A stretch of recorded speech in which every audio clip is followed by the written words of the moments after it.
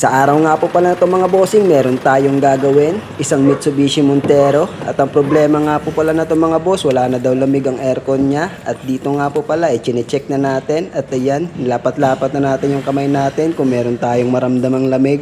At dito sinagad na natin yung temperature niya. So ayan, pinatay-patay na natin yung compressor, aircon at ang blower, pinagana na natin. Pero wala talaga, hindi talaga kumakagat yung lamig ng aircon niya. At dito naman mga boss, check natin yung kabila at malamig naman ang nilalabas niya. So walang duda, nakulang lang to sa Freon. At syempre, parang may leaking na rin to. Kaya ayan.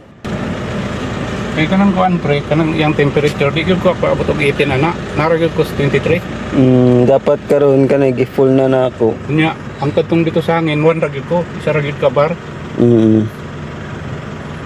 Karon mas king ano nimo, wala wala bugnaw. Nay usahay kung gabi mo bugnaw siya. Nya, 1 ragid hapon ko.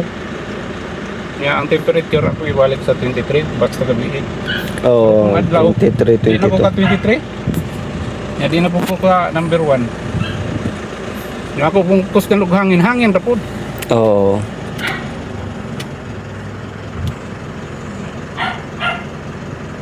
Wasaro. Sa bugnaw. Mo ganing.